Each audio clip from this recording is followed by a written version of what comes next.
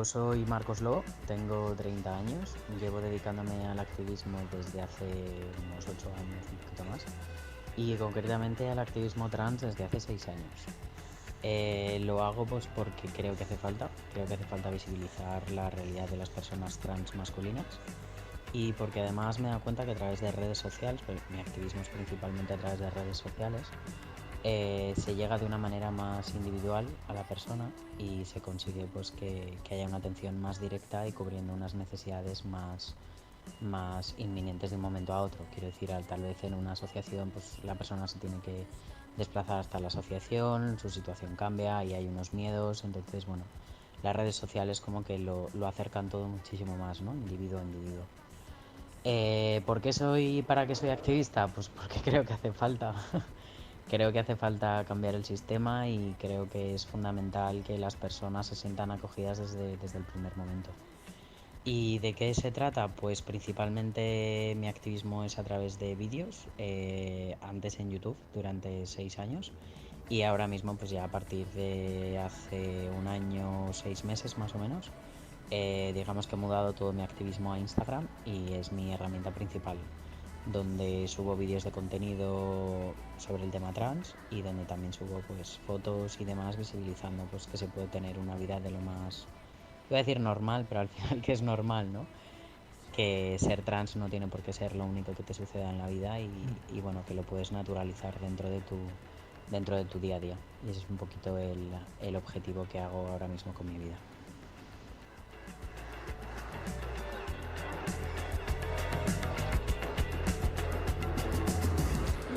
Escuchábamos un audio de Marcos Lobo y lo tenemos del otro lado de la línea. Hola Marcos, ¿cómo estás? Hola Marcos, ¿me escuchás? Bueno, ahí vamos viendo. Marcos nos contaba acerca de su activismo trans y nosotras hoy queríamos compartir con él una charla para hablar más que nada de esto, de cómo fue el momento en el que él decidió arrancar con el activismo, cómo fue que él comenzó cómo empezó esta transformación, ¿no? Les recuerdo a todas que para contactarnos, cualquier duda, consulta que tengan, nos pueden mandar un WhatsApp al 11 25 74 75 22.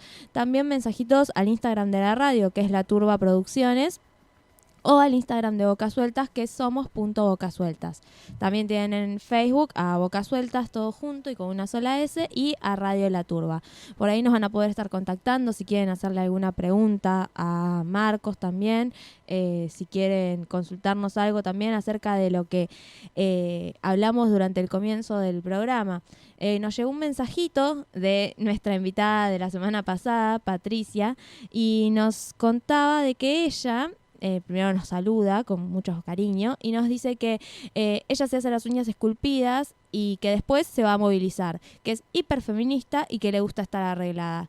Enhorabuena que haya la opción de decidir. Abrazo feminista.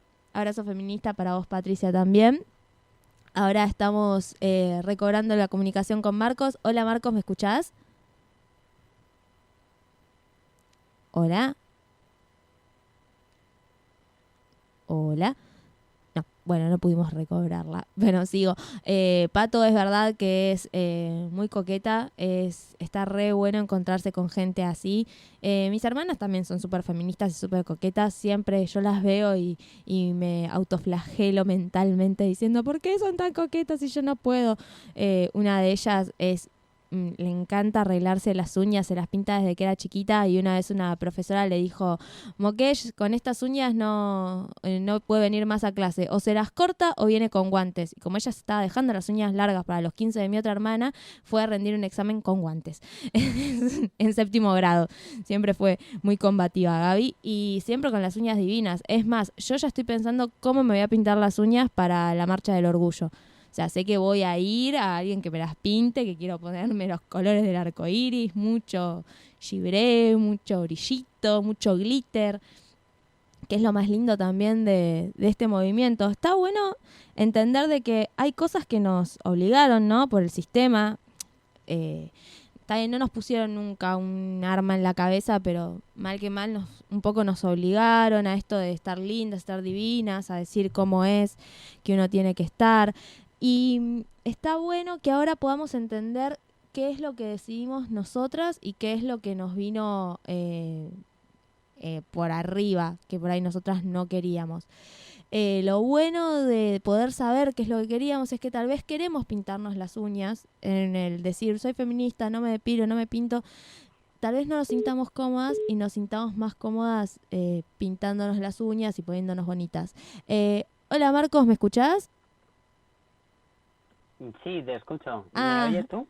sí, ahora sí. ¿Cómo estás? Perfecto, genial, muy bien.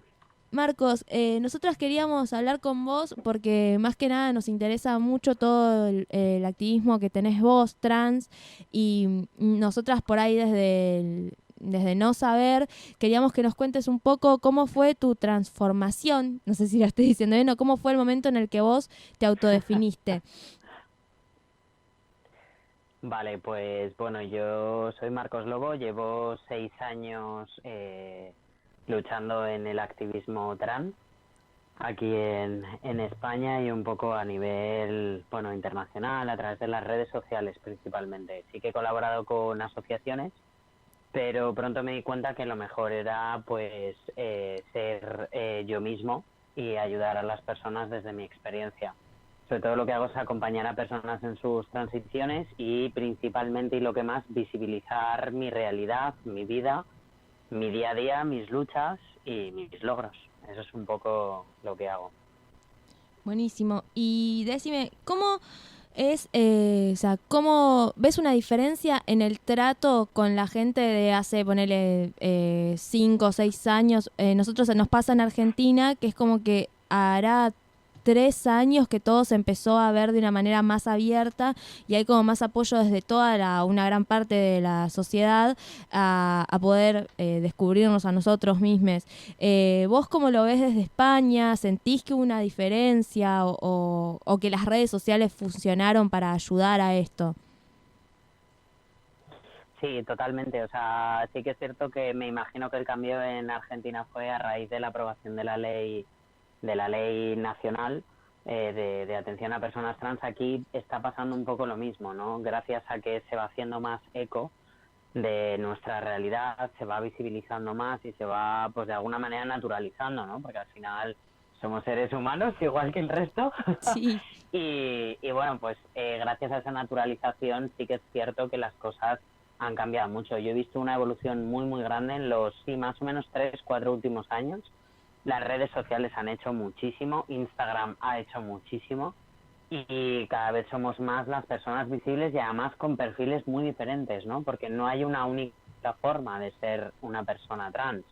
Existen las identidades no binarias, existen las identidades más binarias y cada persona tiene un mundo y es un mundo. Entonces, cada transición y cada proceso dentro de la comunidad trans es diferente. Igual que las personas no trans, que serían las personas cis, también tenéis, ¿no? Procesos diferentes en vuestras vidas. No tenéis el mismo tipo de vida, ¿no? Sí. Hola Marcos, te habla Natalia. ¿Cómo estás? Sí, ¿Me dime. escuchas? Mira, quería saber qué puntos vos creés, puntos bien concretos que todavía nos falta, donde nos falta de construirnos. Digamos, en qué cosas bien concretas del día a día, más allá de que uno dice, bueno, la discriminación lo tira como un término así muy general. ¿En qué puntos vos decís que todavía nos falta de construirnos y que ustedes, digamos, me imagino que están peleando todavía por eso? No sé si trabajo o consideración en cuestiones de salud. ¿Cuáles son los puntos más flojos, digamos? Pues te diría que todos.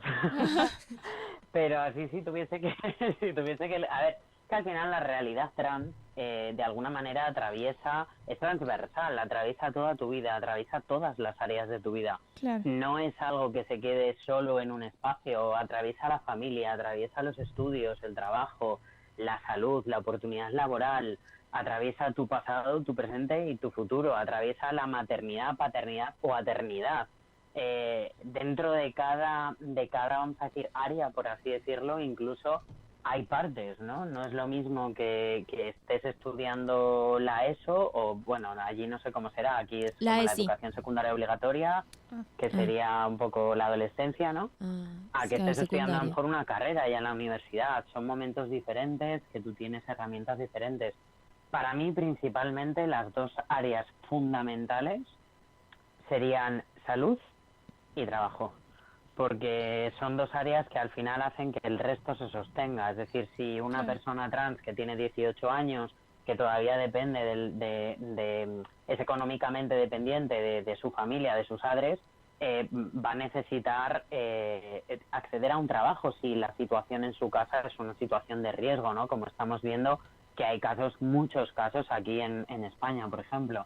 Entonces es algo que realmente tenemos que tener en cuenta. También tenemos que tener en cuenta que una persona cuando accede al sistema sanitario necesita unas hormonas, necesita unas cirugías, si es lo que quiere, desde luego, porque como he repetido antes, como he dicho antes y repito ahora, no hay una única forma de ser trans. Entonces, al final es el poder atender a la persona desde el punto en el que está. Y mucha gente va a una primera consulta médica sin saber prácticamente ni las opciones que hay ni lo que existe, y simplemente va diciendo soy trans o simplemente un creo que soy trans, y tal vez la atención que recibe en un primer momento es devastadora y esa persona sale de esa consulta hecha polvo, ¿no? Entonces esa primera atención en las consultas médicas es fundamental.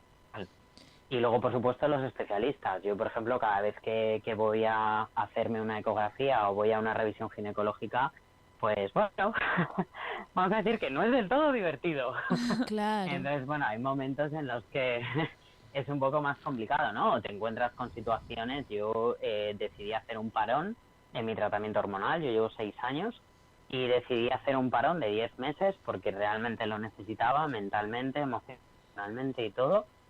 Y para mí había momentos en los que me cortocircuitaba un poco la situación, ¿no? Entrar en el baño de hombres, ¿no? Porque por mi aspecto yo, vamos a decir que ya tengo passing, ya tengo ese pasar por o ser leído como, Ajá. en este caso como hombre, aunque yo no me identifico como hombre, pero ese es otro capítulo.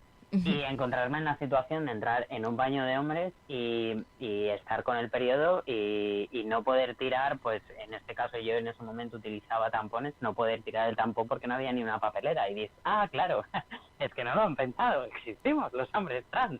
Claro. O las personas trans masculinas, ¿no? Que también tenemos el periodo y también entramos en el baño de hombres. Entonces, ¿qué hago ahora? Entonces te encuentras, ¿no? Con situaciones que la sociedad todavía no las ha pensado. Entonces, cuando me dices ¿qué cambiarías en la sociedad o qué falta? Pues es que son muchas cosas las que faltan, pero para mí, como te decía, principalmente esas y, por supuesto, derechos, muchos derechos. Claro, aparte no es solamente para el trans, digo, es todos los ámbitos se tienen que reeducar. Me imagino un médico o una ginecóloga que nunca tuvo un caso con un trans, digo, se tiene que educar, no puede tampoco, digamos...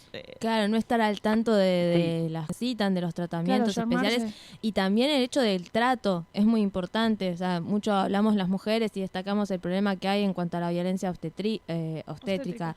Y es como que cuando sos trans y tenés que ir al médico, también debes pasar por esas situaciones que no son nada cómodas. Sí, totalmente. De hecho, si tuviese que elegir una única área que tocar en la sociedad, sería la educación, desde los más pequeños hasta los más mayores. Desde parvulitos 3 años hasta grandes, hasta médicos, máster y demás, porque al final muchas personas, lo que nosotros podríamos denominar como una transfobia, al final es una falta de información. Sí que es cierto que evidentemente hay delitos de odio contra las personas trans, hay palizas, insultos y demás, pero en el día a día lo que más nos encontramos es una falta de información de mucha gente, o este punto de, no había caído, es verdad, existes, ay, hola, ¿sabes? Entonces, sí, desde ir al banco, por ejemplo, yo me acuerdo cuando no tenía todavía mi DNI, mi documento nacional de identidad cambiado, y estaba con mi otra foto y mi otro nombre, cada vez que iba a hacer un ingreso en el banco, aquello era terrible. Si tenía que hacerlo en ventanilla y no podía hacerlo en el cajero automático, yo al final iba a ingresarle dinero a mi hermana, porque era como, es que no lo va a entender. Entonces, te encuentras en situaciones que con un poquito de información que se diera a la gente, un poco de educación, mejoraría nuestra vida muchísimo. Y nosotras, a pesar de que estamos actualizadas y educadas, es como que sentimos que nos falta, y nos falta entender cosas de género. Creo que constantemente yo tengo que estar ayornándome en estas cuestiones para poder entenderlas y para no caer en por ahí hacerle pasar un mal momento a alguien. ¿Nos contás un poco de cómo es el género? Vos que sos activista, imagino que vas a estar más al día de esto, de las diferencias y un poquito de sexualidad. Perfecto, bueno, yo podría estar horas y horas y horas hablando sobre género, así que si veis que me alargo me cortáis porque yo me emociono. No hay drama. A ver, el género. Para mí, Marcos Lobo, no para toda la comunidad trans, y yo no hablo por la comunidad trans, hablo por mí, Dale. es importante dejarlo claro. Sí. Para mí el género no existe, para mí el género es una construcción social. El problema que radica aquí es que estamos hablando de dos realidades totalmente distintas bajo un mismo nombre. Una cosa es el género social, es decir, yo salgo a la calle y a mí la gente me llama hombre. Yo he sabido lo que es salir a la calle y que te llamen mujer. Yo he vivido esa transformación de ese acoso callejero, de esas miradas total y absolutamente violadoras, de esos momentos total y absolutamente incómodos, de no tener voz en un gran grupo, de ser invisible según qué cosas o de ser excesivamente visible y mirada en según qué otras, y estoy viviendo en otro lado, ¿no? Y ya no solo es que te des cuenta de la privación de privilegios que yo tenía antes, sino que además vives esa transición, de alguna forma vas dándote cuenta desde un punto a otro. No es que un día te levantes y de repente ¡pim! Varita mágica, no. Ha habido una evolución y lo has ido viviendo poco a poco, pero de pronto, como me pasó a mí, atravesando un descampado que hay aquí al lado de casa de mi madre, volvía del tren y de repente me paré en seco un día y me di cuenta de que había estado toda mi vida viviendo con miedo, porque ese día dejé de tenerlo. Miedo a pasar por un callejón oscuro, miedo a atravesar un parque, miedo, y no solo, y principalmente educacional, porque la verdad es que gracias a las diosas nunca me ha pasado nada, pero el miedo está ahí, es donde, hija, no te pongas esto, hija, no vayas por aquí, hija, no vayas. Entonces, para mí el género tiene una construcción social que deviene del sistema super hetero patriarcal, machista y misógino en el que vivimos. Y por otro lado, estamos llamando a género a la identidad. Y la identidad es muchísimo más grande que un género. La identidad está compuesta por tantas y tantas y tantas cosas con las que nacemos y hacemos y evolucionamos en nuestra vida, que reducirlo a género es como, es muy pequeño, ¿sabes? Entonces, la identidad es muchísimo más. Es quién eres tú, es cómo te defines, es cómo estás en el mundo, cómo te proyectas. La identidad evoluciona. Claro. La identidad evoluciona según vamos creciendo, según vamos leyendo, según vamos escuchando, según vamos viviendo, nuestra propia identidad cambia. Entonces, para mí, estamos cometiendo el error de llamar género a lo mismo, ¿no? A cómo nos identificamos por dentro, porque si yo lanzo la pregunta de ¿por qué te identificas como mujer? Pues no, principalmente hablaríamos del cuerpo, pero es que yo, o sea, hay otras personas que tienen ovarios o no tienen pecho, que serían, vamos a decir, las características de un cuerpo, vamos a decir, socialmente denominado como mujer cis, ¿no? Sí. Y son mujeres igualmente. O en mi caso, yo no tengo pene y socialmente me identifican como hombre por mi aspecto. Pero al final la persona... de alguna manera, ¿qué es ser mujer al final? Claro. No es tener ovarios, no es tener útero, no es tener la capacidad de gestar. Es algo que está dentro de ti, está en las profundidades de tu alma, chispa o como lo queramos llamar, y tú te identificas como tal porque es algo que sientes así, punto. Y es que nadie te puede debatir que te sientes así, entonces... Para las personas trans, y sobre todo aquí hablo principalmente por las personas trans no binarias, cuando a mí me preguntan por qué no te identificas como hombre, porque yo me identifico como a género, o sea, no carezco de género, no me identifico ni como hombre ni como mujer, ni como mezcla, ni como... ¿no? soy yo y punto, Marcos Lobo, ya está.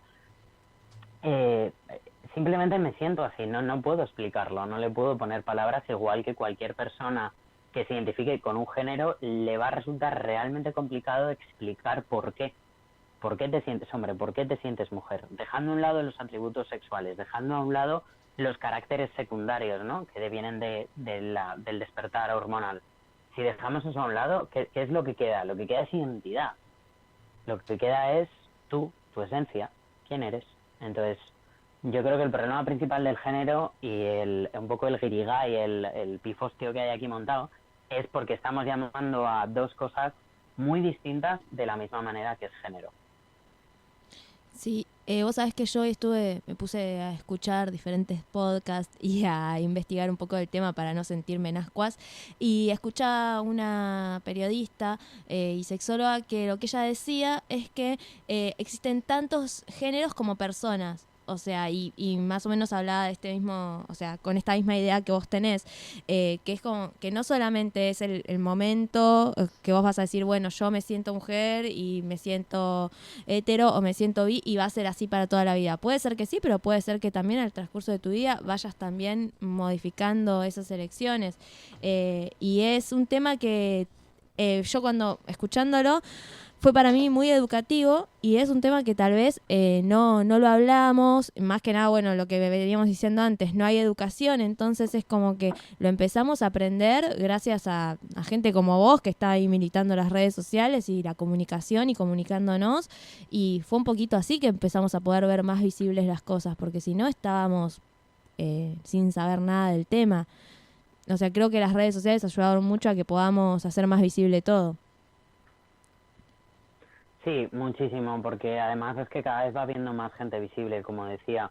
Y sobre todo yo creo que estamos en un momento en el que la generación que viene ahora, o sea, de 20 y pico, viene muy fuerte, ¿no? Venimos como un poco desmontando el tema, tal vez incluso de las etiquetas, ¿no? Que hablabas ahora con el tema de tantos géneros como personas, ¿no? Como decía esta persona que has mencionado. Entonces, al final es eso, es ser tú mismo, ser tú misma, ser tú misma. Sí. y sobre todo alcanzar el estar bien contigo, conocerte y mejorar siendo tú. Entonces, no sé, yo doy talleres en institutos y para el tema de las etiquetas es muy divertido porque es increíble cómo los chavales al final llegan a la conclusión de que las etiquetas están bien, pero que por otro lado nos pueden coartar un poco a veces, ¿no? Porque tenemos como este tema en esta sociedad, en este sistema, que lo que no nombramos no existe, ¿no?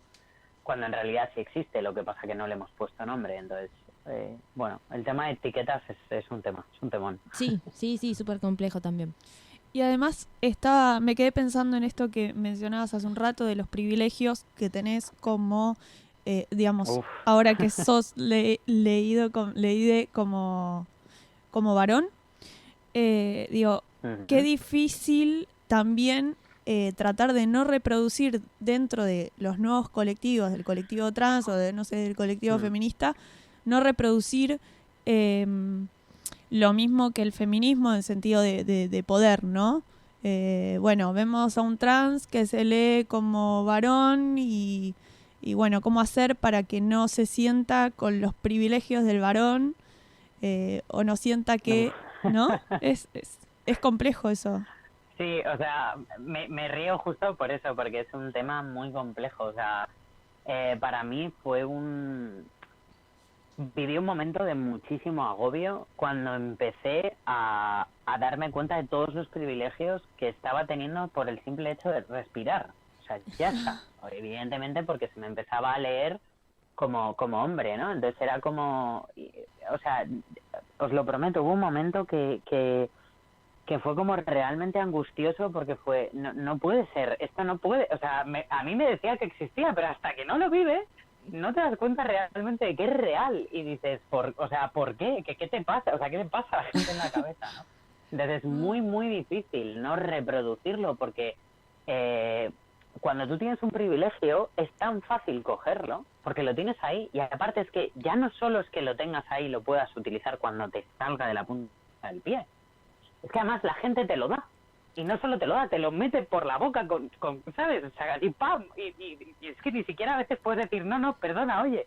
O sea, a veces no te da ni tiempo, o la gente simplemente como que lo asocia, te asocia a un hombre y entonces vas a pagar, o sea, te traen la cuenta y te la ponen a ti y dices, muy bien, genial, ahora pago todo, qué putada. Quiero decir, o sea, al final, sí, o yo qué sé, yo no bebo alcohol y voy con una amiga, yo pido una cerveza sin alcohol y ella con alcohol y la me la ponen a mí y digo, oye, pero pago yo, borracho yo, oye, vamos, es una imagen estupenda.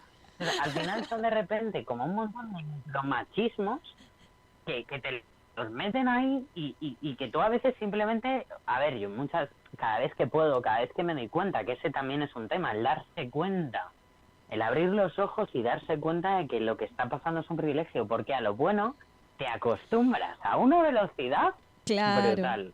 Entonces, de repente te llueven privilegios y a veces, a mí en un primer momento, como os decía, yo lo sentía como una roca, ¿no? Como si realmente me aplastasen, porque no los ves venir y de repente los tienes ahí y puedes hacer uso de ellos, pero no sabes del todo cómo hacer uso, reconocer que los estás teniendo también es un tema de desarrollo personal, ¿no? De decir, oye, es verdad, esto es un privilegio, espérate. Claro, y no sentirte culpable también de por ahí estar usándolo, que a veces también es algo que muchos tenemos.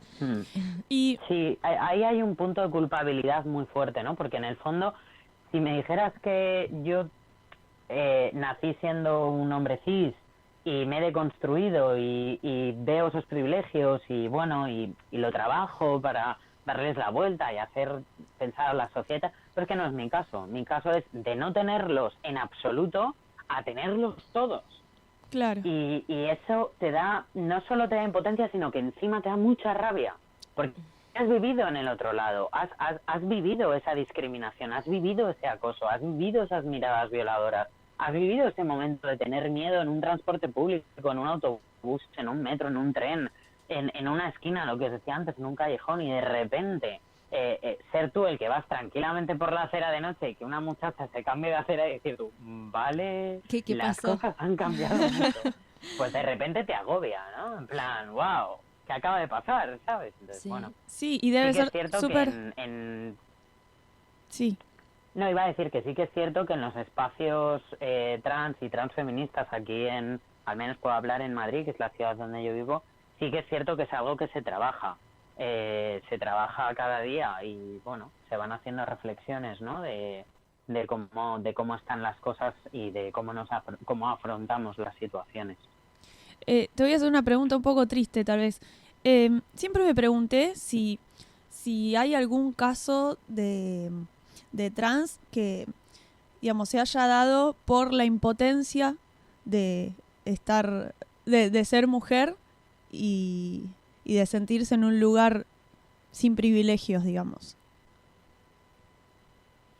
Perdona, ¿me repites esa pregunta? Sí. Porque no te he entendido del todo bien. Sí, siempre me pregunté si habrá habido algún caso de alguna mujer que por sentirse menos que el hombre se haya hecho trans para obtener esos privilegios. Digamos, Pues, quizás no conscientemente, pero ¿lo has visto? Es una pregunta muy interesante porque la verdad, personalmente, dudo mucho que alguien se quiera someter a todo esto solo por tener privilegios. Porque Claro. además, ¿sabes qué pasa? Que es que el tema de los privilegios no lo entiendes hasta que lo vives.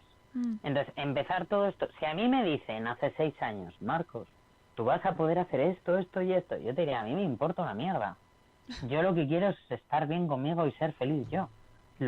Como la sociedad me trate, a ver, me da igual entre comillas, ¿no? Porque vivimos en sociedad, pero en ese momento en el que de alguna manera yo desperté y fui capaz de decirlo en voz alta, y fui capaz de dar ese primer paso, y informarme y saber lo que había y qué era lo que yo podía hacer y qué era dentro de lo que podía hacer, qué era lo que yo quería. O sea, es que no me habría planteado en ningún momento, es que no piensas en los privilegios. Claro. No piensas ni en los privilegios. De hecho, sí que es cierto que algunos casos de mujeres trans o personas transfemeninas tienen mucha más discriminación. Y ellas no es que piensen en los privilegios, es que piensan en toda la discriminación que hay detrás de esa decisión. Y es muy, muy duro el verte en esa situación de acompañar a alguien que se está planteando el decir, no voy a transicionar porque tengo miedo a cómo reaccione mi familia, tengo miedo a que me maten en la calle, ¿no? Tengo miedo a las agresiones, a no encontrar un trabajo. Esto en el caso de las personas transfemeninas es muy habitual. Nosotros las personas transmasculinas en ese sentido lo tenemos más fácil, ¿no? Porque Claro. socialmente tenemos mucho mejor passing y digamos que de alguna forma está como más aceptado, ¿no? Al final volvemos al tema de la construcción del género y cómo la masculinidad hegemónica social heteropatriarcal se ve total y absolutamente amenazada por la transición de las personas transfemeninas, ¿no? Cómo ponen en tela de juicio esa pérdida de alguna manera de privilegios y en ese caso sí ha habido gente que dice, es que claro, esta chica trans lo que quiere es, o sea, está como perdiendo los privilegios de hombre. Claro. No sé si me estoy explicando. A ver, Sí, nunca sí. ha sido un hombre, ¿no? Porque siempre ha sido una mujer, si se identifica como mujer, o una persona no binaria, ¿no? Pero siempre ha sido una persona transfemenina. Entonces, al final, es como que la sociedad te bautiza con esos privilegios en el momento en el que, es que ni siquiera, incluso antes de nacer, o sea, cuando nos hacen la primera ecografía, uy, tiene pene, ala, ya, un niño, ya le estás dando todos los privilegios. Oh, una mujer, nada, vamos a ponerla a limpiar, por favor. Claro, Y a cuidar bebés sí. con 2 años, que veía yo ayer una niña empujando un carrito y digo, con 2 años empezamos un poco pronto, ¿no? Ay, sí. Pero bueno.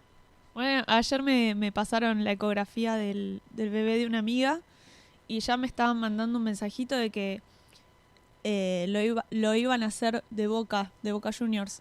Ya le estaban poniendo, apenas con una ecografía de 7 meses, ya le estaban poniendo camiseta de Claro. fútbol. Sí, bueno, sí, se nace con la camiseta de fútbol, eso también es verdad. Y si sos varón, peor todavía. Yo estoy orgullosa de que mi sobrina Pero ya, patea la pelota, empieza a caminar y ya está pateando cosas y yo digo, mi sobrina va a ser futbolista, vamos. pero es que ya no solo es que se nos ponga un nombre, ¿no? Antes de nacer, o ya se proyecte o se compre ropa.